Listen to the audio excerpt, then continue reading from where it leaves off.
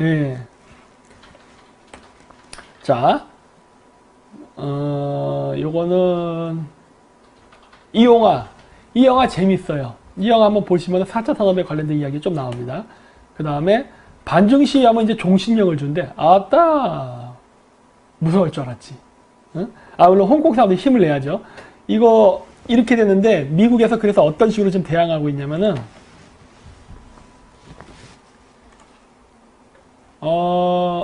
요렇게 하고 있습니다. 그거 한 중국의 공산당 정치인, 저거 결정 내리는 사람들, 그 가족들 이런 사람들 미국에 입국도 못하고 재산 그거 뭐지? 그 돈 미국에 많이 꽁쳐놨잖아요. 그런 거 돈 빼지도 못하고 입금 출금 불가능하게 하고 그 다음에 부동산 집이 있잖아요. 이런 거 매매 그 다음에 거래 금지하게 하고 이런 식으로 강력한 법을 지금 만든답니다. 만들었어요. 그래갖고 이거 글쎄 어떤 중국 공산당이 이거를 통과시킬지 모르지만은 쉽지 않을 겁니다. 예, 그리고 이제 홍콩이 갖고 있었던 모든 특혜법들 다 없앤다. 예, 그러면 저거 홍콩은 중국 입장에서 가져봐야 아무것도 없는 빈 껍데기예요. 예, 이제 입국 비자 제한 나오네. 예, 그랬고 메뚜기 때 이제 들어왔답니다. 전 세계가 메뚜기로 골머리를 하네. 남미까지도 온 거 아십니까? 신장난 오게 생겼어요. 남미, 그 다음에 아프리카, 또 저기 뭐야 인도, 이제 중국까지 왔잖아요. 그래서 곡창지를 다 쓸어버린다고. 그래서 이거 큰일 났어요. 밀하고 쌀 부족해질 수 있습니다 지금. 그 다음에 반기문 전 유엔 사무총장이 미세먼지 중국 탓은 30% 우리가 기후 악당이래요. 이런 미친 발언을 하죠. 제정신이 아니야 진짜. 저 중국의 30%의 탓이 있다는 얘기는 누가 하냐면 중국 놈이 대빵으로 있는 그린피스에서 합니다. 그린피스 서울지사는 대빵이 중국인이죠. 정확히 얘기하면 중국계 뉴질랜드인. 중국계 뉴질랜드인이죠. 그 사람이 이제 우리나라에 와서 지금 그린피스 대빵 해먹고 있는 거 아니야. 예. 근데 왜 걔네들과 하는 말이 똑같을까? 반기문은? 이유야 뻔한 거 아닙니까? 저쪽 편이니까 그런 거 아니야. 내가 그거 기억하고 있어요. 그 노무현 대통령 때인가 그럴 거야 아마. 반기문이가 중국에서 동북공정 문제가 일어났을 때 그 중국 대사를 만나가지고 한참 대화를 하고 나온 적이 있어요. 그리고 인터뷰를 했는데 그때 뭐라고 얘기했느냐? 그 기자가 물으니까 그래도 중국이 앞으로 이 부분에 대해서 언급을 하지 않겠다 라고 한 것만해도 얼마나 고마운 일이냐, 대단한 일이라고 했나? 그런 식으로 얘기를 했습니다. 답변을. 그래서 야 저런 미친 새끼를 만나겠다고. 아니 동북공정은 당연히 하면 안 되는 거지. 중국이 그거에 대해서 앞으로 왈가왈부 안 하겠다고 한 것만 해도 대단한 것이다. 아니 사과를 받아야지. 왜냐? 아니 일본 애들이 독도 문제만 나오면 맨날 사과라고 난리치고 부신자사라는 주제에 중국이 이런 식으로 한 거에 대해서는 그나마 언급을 안 하는 것도 고마운 일이다. 이런 등신 같은 소리를 한단 말이야. 이런 놈이 유엔 사무총장을 하니 유엔이 친중화되지 않았겠습니까? 저기 뭐야 WHO에 뭐지? 게브라엘 예수슨가 하는 사람 있잖아요.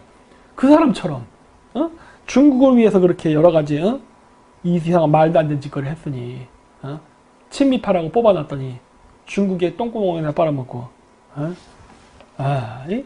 우리나라에 우파라는 사람들이 이래요.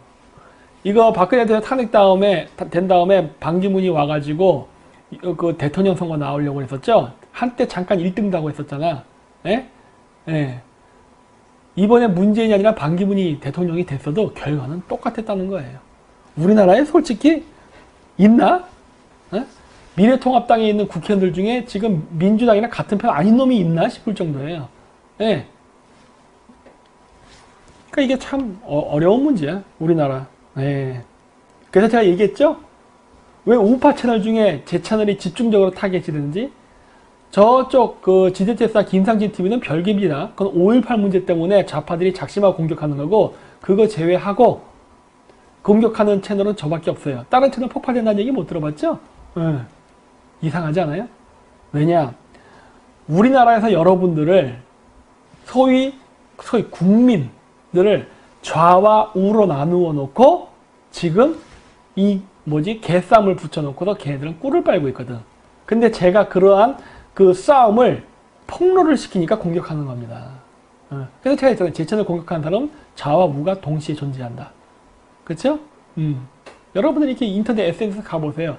좌와 우가 동시에 공격합니다. 보통 다른 채널들을 보면은 좌 아니면 우가 딱 타당돼서 공격을 하지만 저 같은 경우는 좌와 우가 동시에 공격해요. 왜? 얘네들이 이런 짓거리 하는 거를 계속 폭로시키기 때문이지. 그런 거예요, 그런 거. 그래서 한국에서 어떤 세력하고도 손을 잡기가 어려운 거예요. 왜? 다 연결돼 있어. 다 연결돼 있어. 어떻게든. 그래서 이렇게 연결된 상태에서 정치 활동을 잘못하잖아요? 결국 정치하기 위해서 쟤들하고 손을 잡아야 된다고. 어려운 문제야. 손을 잡거나 아니면 안 잡거나. 안 잡으면 바로 팽당할 테고, 잡으면은 여러분이 생각했던 기대와는 다르게 쟤네들 입장에서 말을 하게 되죠. 그럼 변절됐다는 얘기 듣겠지? 이런 일들이 발생한다고. 이게 어려워요, 이게. 예. 그리고 이제 종교시설 이제 위험시설로 지정된답니다. 아, 이거 탄압 들어올 거야 그랬잖아요. 시작됐어요. 예. 돼지독감 이제 사람한테도 전염이 된답니다. 어이구 난리 났네. 어이구 하필이면 중국이야.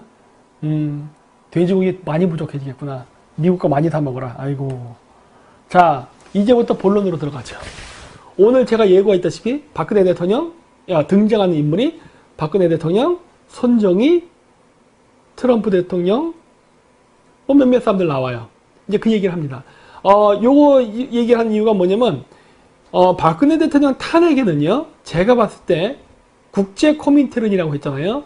미국 쪽 세력들도 있는 것 같습니다. 박근혜 대통령 탄핵에 그 눈에 보이지 않게 그 지지한 세력에는 미국도 있다. 미국 전체라고 하기보다는 미국 쪽에는 금융 세력들도 같이 있었던 것 같아요. 네. 자, 엘리엇이라는 회사가 있습니다. 이게 그 기업 사냥을 하는 헤지펀드예요. 조지 소로스는 이런 거 갖고 있죠? 네, 그런 계통의 헤지펀드 회사인데, 여기 보시면은 신문 기사에 나오겠지만 50전 49승 1패입니다. 엘리엇이 여태까지 소송을 해서 50번을 소송을 해서 49번 이기고 한 번 졌대요. 그 한 번 진 게 삼성이에요. 삼성 그 합병, 여기 나오죠? 노란색으로. 삼성물산과 제일모직 그 합병에서 딱 한 번 졌습니다. 그리고 또 한 번 졌다고 해야 될 것 같은데 그 이후에 그게 바로 현대문제예요. 현대자동차그룹. 두 개가 있어요. 근데 저 밑에 보면 나오지만은 사드 도입으로 인한 중국의 보복과 미중 무역 전쟁으로 수천억 달러의 손실을 원의 손실만 있고 손절한 것으로 보인다 등등 나오는 기사 있는데, 이 엘리엇이 굉장히 중요한 것 같습니다. 그래서 미리 제가 사전에 보여드리는 거예요. 네. 자, 그 박근혜 대통령이 그 했던 정책들을 한번 쭉 봤어요. 봤더니 나온 결론이 뭐다? 박근혜 대통령은 100% 탄핵될 수밖에 없는 상황이었어요. 왜 그랬느냐? 적이 너무 많았습니다. 좌쪽에 있는 것만 사람들만 뿐만 아니라 소위 얘기는 우쪽, 일단 우라고 할게요. 있는 사람들 쪽에도 적이 많았어요. 자, 그래서 일단 그 대표적인 게 그 박근혜 대통령이 한 업적 중에 하나가 통진당 해산인데, 이 통진당 해산은 해야만 됐습니다. 왜? 저거 다 가히 간첩 집단이에요. 친북파들이 만들어 놓은 정당이야. 친북주의자들이 정당을 만들어 놓고 거기서 국회의원, 대통령을 뽑으려 했던 거라고. 그러니까 당연히 해산시켜야지. 해산시킨 건 잘했는데 문제는 뭐다? 민주당에는 없나? 이번에 저기 그 국정원장 된 거 보세요. 국정원장이 누구더라? 저기 그 박지원, 그 다음에 외교특보의 임종석, 그 다음에 누구더라? 하여튼 그 이인영이가 됐고, 그 다음에 서훈이 안보실장인가 되고, 그 다음에 하여튼 뭐 있잖아요, 그렇게? 그런 식으로 이제 그 인사 배치가 됐잖아요. 완전 빨갱이파이잖아. 예. 그거를 막기 위해서 쳤던 건데, 그건 잘했어. 근데 그 좌우 진영을 다 건드렸기 때문에 도움을 못 받은 것 같아요. 플러스 외국 세력. 일본, 좌파, 중국, 공산당, 북한, 그리고 미국의 좌파 세력들. 좌파 중에서 특히 금융 세력들이 있었던 것 같은데, 통진당 해산에 대해서 이게 정미용 씨라는 분이 있었죠, 옛날 때. 이분이 이런 거 얘기 많이 했죠. 그랬는데 진짜 웃긴 거는 이거죠. 변희재.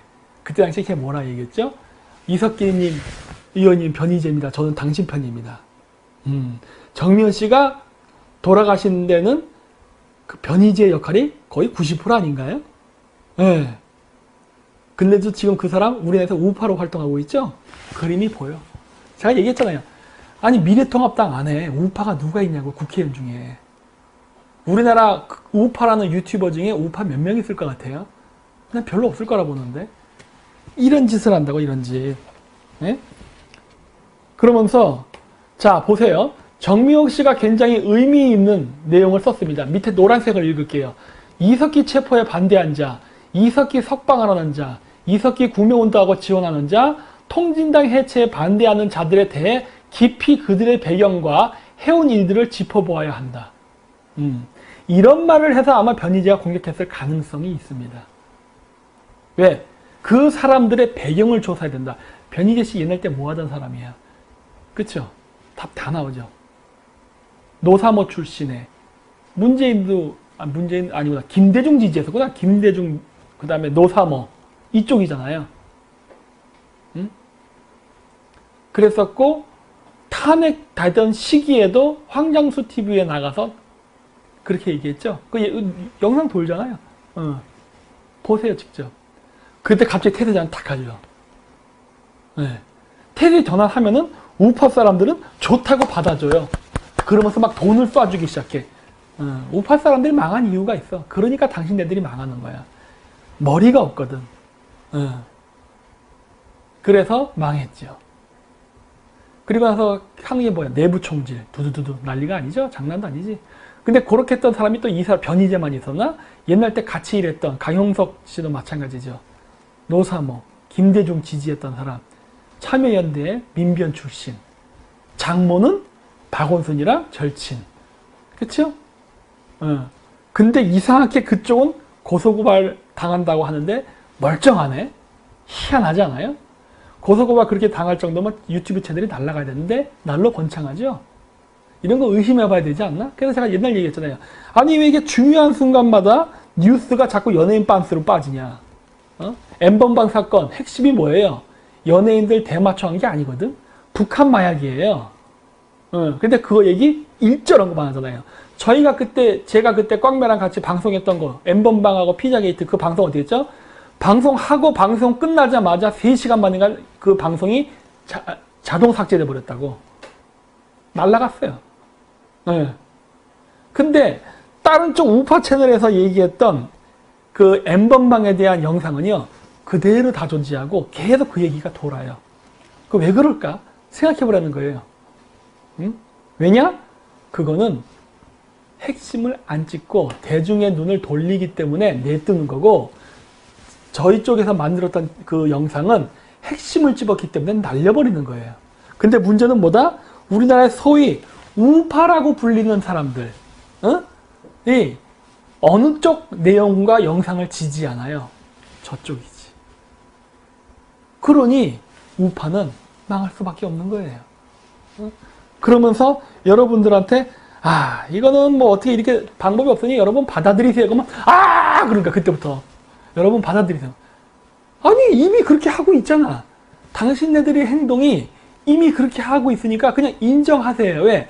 행동은 이미 좌파 행동을 한다니까. 여러분들 아니나 생각하시죠? 여러분들이 하는 행동이 친좌파적 행동이에요. 이해 안 되시죠? 안 될 거야. 왜 안 되느냐? 여러분들이 태극기 집회 할 때 확산성이 없었잖아요. 왜 확산성이 안 생기느냐? 여러분들이 그렇게 하게 되면은 길거리에 지나다니는 혐오감을 느껴요. 그래서 그 집회를 거부하게 된다고. 그래서 사람이 안 모여져. 그래서 그런 거예요. 그래서 레파토리를 바꿔라. 구성을 바꿔야 된다. 이런 얘기를 하는데 절대 안 하죠. 왜? 이거는 기득권에 대한 문제니까. 네?